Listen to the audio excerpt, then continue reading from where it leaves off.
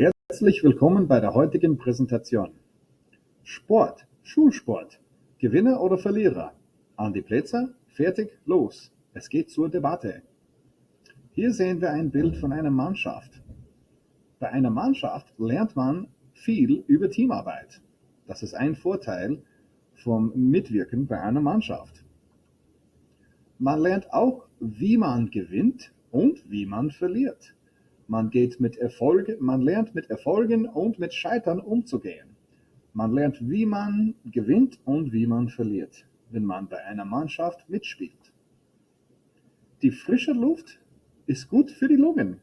Die frische Luft tut den Lungen gut. Und Sport und Bewegung sind allgemein gut für das Herz. Jetzt kommen wir zu den Nachteilen. Die Vorteile waren, dass Sport und Bewegung gut für das Herz sind. Sport und Bewegung tun dem Herzen gut. Die frische Luft tut den Lungen gut.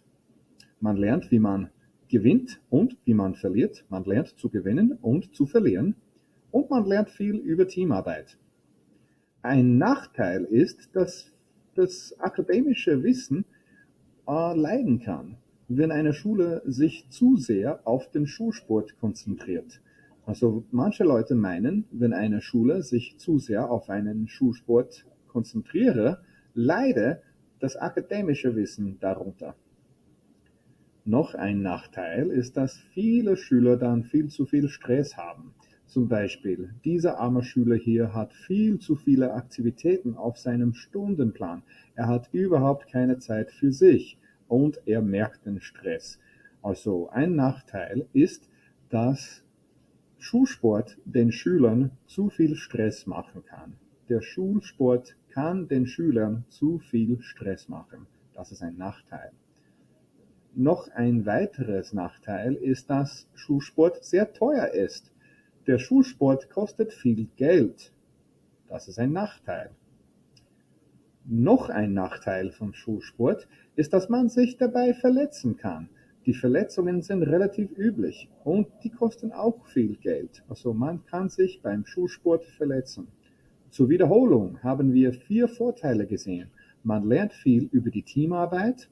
Man lernt nicht nur zu gewinnen, sondern auch zu verlieren. Man lernt nicht nur, wie man gewinnt, sondern auch, wie man verliert. Die frische Luft tut den Lungen gut. Die frische Luft ist allgemein gut für die Lungen und Sport und Bewegung sind allgemein gut für das Herz. Sport und Bewegung tun dem Herzen gut. Und was sind die Nachteile? Hier sehen wir 4 Beispiele.